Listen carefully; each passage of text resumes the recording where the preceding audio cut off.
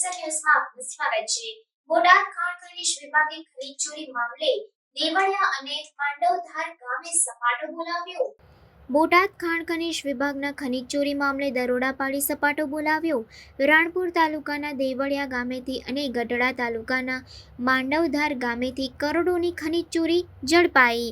રાણપુરના દેવળિયા ગામેથી ગેરકાયદેસર ખનીજ ચોરી કરતા 6 ડમ્પરને પકડી પાડ્યા। ગઢડાના માંડવધાર ગામની નદીમાંથી ગેરકાયદેસર રેતી ચોરી કરતા જીસીબી અને ટ્રેક્ટરને ઝડપી લીધા। દેવળિયા ગામેથી 70 લાખનો મુદ્દામાલ જપ્ત કર્યો તો માંડવધાર ગામેથી 40 લાખનો મુદ્દામાલ જપ્ત કરવામાં આવ્યો। બોટાદ ખાણ ખનીજ વિભાગે બંને સ્થળેથી કુલ ₹1 કરોડ 10 લાખનો મુદ્દામાલ કબજે કરી વધુ તપાસ હાથ ધરી છે। BM જાલંધરા મદદનીશ ભૂષણશાસ્ત્રી બોટાદ। આજે ગઢડા તાલુકાની અંદર કઈ ખનીજ ચોરી પકડાણી, કેટલી ચોરી પકડાણી, કેટલો મુદ્દામાલ?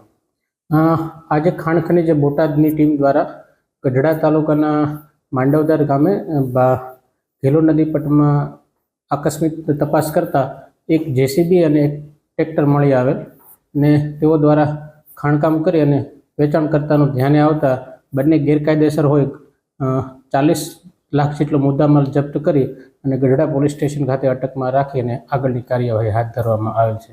આ સિવાયની બીજી કોઈ ખાણ ખનીજની ચોરી પકડાણી હોય એવું કરું? આજે સવારે જ મામલતદાર કચેરી રાણપુર, પોલીસ ઇન્સ્પેક્ટર રાણપુર અને ખાણ ખનીજની સંયુક્ત ટીમ દ્વારા રાણપુર તાલુકાના દેવળિયા ગામે તપાસ કરતા 6 ડમ્પર કોરિસ ઓઇલનું ગેરકાયદેસર વહન કરતા હોય તેવું ધ્યાને આવતા 6 ડમ્પરને એટલે કે 70 લાખ જેટલો મુદ્દામાલ જપ્ત કરીને રાણપુર પોલીસ સ્ટેશન ખાતે અટકમાં રાખી અને આગળની કાર્યવાહી હાથ ધરવામાં આવેલ છે।